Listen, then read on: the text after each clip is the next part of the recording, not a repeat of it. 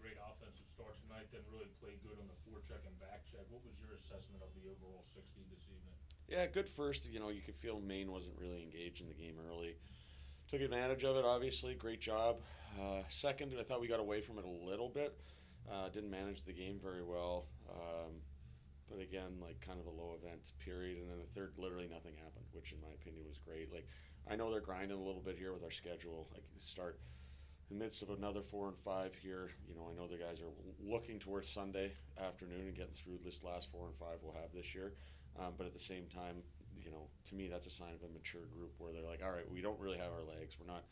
Were we great today? No, but we defended well, eliminated a lot of plays off the rush.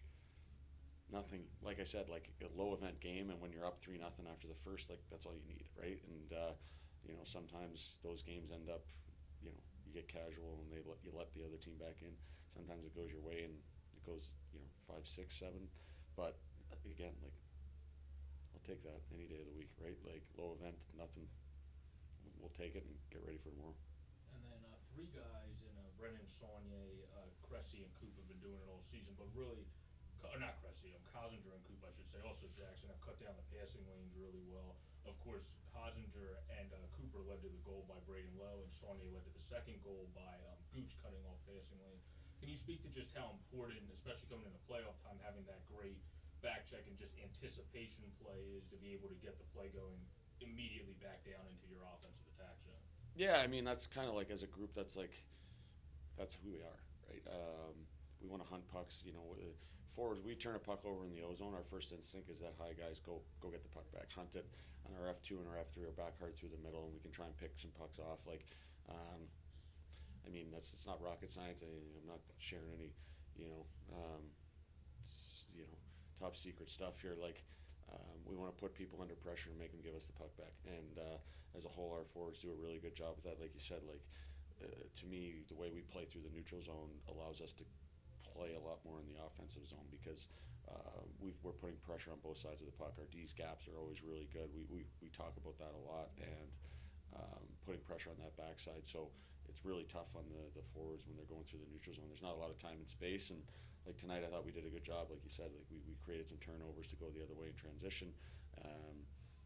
Whether they lead to goals or not, to me, they're demoralizing plays a little bit when you can't generate anything through the neutral zone. And so, as a group, I think we take a lot of pride in that, and we work on it a lot in practice. And like the guys do a great job. They've really embraced it.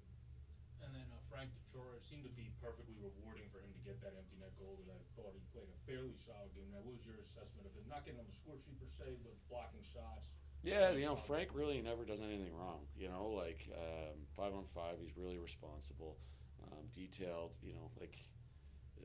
He's kind of the Swiss Army knife kind of the team a little bit. Like you could put him anywhere, up and down the lineup. Top line, 10th forward, doesn't matter. The same effort every game. 2 years ago, he's kind of that one-timer spot on the power play, where this year, not so much. But at the same time, he's found a way. He's filled in other spots on the power play. He's more of a penalty-killing role this year, where he's been outstanding with, again, like last minute of a game, he's on the ice defensively. You can use him 6-on-5 if we have to the other way, which thankfully we haven't had to do a lot this year. And he's a great teammate. Like, first and foremost, you don't win games with bad guys. And Frank's a top-notch human, and love having him here. And then Darion Hanson talked about when he came in how good the team played, consolidated, structured in front of him. How did you think he played behind the team in his first performance this evening? Really good. Made the first save. Like I said, we didn't give up a lot of second chance opportunities, but I think as a group we don't do that often.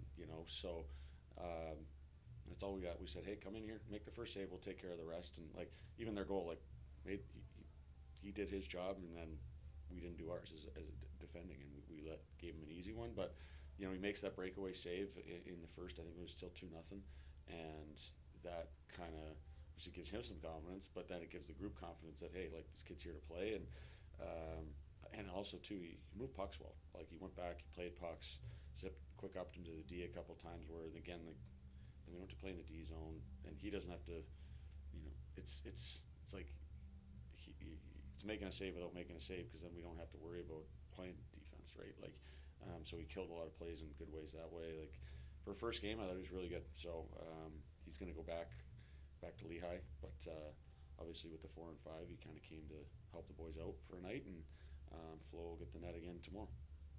Yeah, and then my final question for this game would be, obviously Kevin Conley has immersed himself into the lineup well. The power play, you didn't get an opportunity this evening, but has looked a little bit better of late.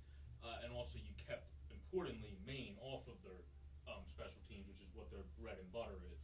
Can you speak to how important it is to continue to, one, have your power play look sharper heading into the rest of this weekend, and two, keep Maine off of their special teams? Yeah, like we know, I think they're 26% or something on the power play. Second, I think they're second behind Newfoundland, and yeah, like to me, if we can play a game with no penalties either way, like that's a win for us. Because I think if you look at us, 90 to 95% of the season, 5-on-5, we're the better team almost every night. So we've gotten ourselves into some trouble on special teams. So we'll take a 5-on-5 game any day. Like tonight, again, like we're a really good 5-on-5 team. So the more we can play there, the merrier. And that being said, thankfully we got the power play, got some confidence last game. So when we do get an opportunity next, I think they'll be feeling it. And we'll see where tomorrow. I mean, who knows? Tomorrow there'll be 50 power plays. Who knows? That's the way it goes in this league sometimes. So, but yeah, we'll take that any day. Thanks, Kirk. Appreciate your time. That's it. Oh, Darion, obviously your offense really got off to a great start for you tonight, and then you guys D'd up really well. What did you see in front of you tonight from the guys? Yeah, I saw just that. We jumped out to an early lead, which was good. When you do that, it makes playing defense a little bit easier, and that's exactly what the guys did tonight. I mean, managed the puck really well, extremely disciplined. They really made it easy for me. So. And then how was it, obviously, a weird day like this, you barely even meet, you're kind of getting in, meeting everybody so quickly, and then getting thrown into a game. How does that feel? Is it almost sometimes easier because you don't even have time to worry and think about that stuff, or is it actually hard? It's difficult. It's definitely difficult, coming into a locker room, being a new guy, but, all the guys in there were great. So it makes, that transition super easy for me, So had a morning skate with them this morning, said hello, and then after that it was just playing. So, props to them for being such a good group and welcoming me with open arms. Yep. And then, of course, you made, on that breakaway, obviously Will McKinnon blocked up the net front well for you there, but what did you see on that play where obviously mayhem ensued afterwards, but you made a great first save, McKinnon blocked it out. What was your sight line on that? Honestly, I didn't see much. He made the move on the breakaway. I just kind of stuck my leg out. I thought for sure it went in. I thought he just put it in. So I kind of slid over onto the post there. They weren't celebrating, and then there was people behind me. That's all I saw. I really didn't do much. Just kind of stuck my leg out, and our D took care of the rest. And then for the puck, you played around the net. You had that really nice play up. Is that something that you like including in your game, being able to make those nice outlet passes to the neutral zone, or is that something you just kind of saw an opportunity to do it? Or no, absolutely. That's something that I like to have in my game. It helps us out a ton. It makes my life easier if we're breaking out the puck clean and I can help my D out. I'm getting less shots. So, I try to get out there as much as I can. And tonight, the guys, they were great talking to me. I thought the touches were good, and I think it helped us. I do. And then you guys, of course, on the you played. I think this is one of the more times as your first game. But what did you see from how sound and how back-checking oriented and forechecking oriented the team was tonight defensively in front of you? It seemed like one of the most complete games in that facet that the team has. I know it's your first game, but what's your first impression? It seemed like a great first impression. Yeah, that's my impression, is that this is a really good team here. This is a really good team. I mean, they defended so well. I really didn't see much. I didn't. They played so tight, especially in that third period. I'm just basically scooping up anything from the outside. So really, in an effort from them tonight, it's all props to those guys. And then as you come down here, what is your you're entering a playoff race, so what is your kind of goals entering the homes of the season? As you know, you have goalies in Hawkey, Flo, Dell here, and now yourself, so now we have a three-headed monster.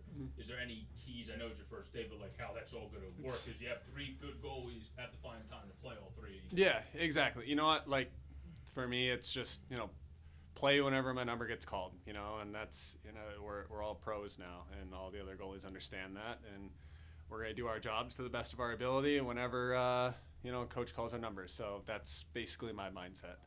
And then my last question would be, is going from Union to UConn, being in the transfer portal, kind of actually make it easier with the weird uncertainties of this year where you were signed by the Phantoms but then come down here? Did it kind of make that adjustment easier just due to the fact that the last year and a half and everything has kind of been a weird tailspin of a story anyway?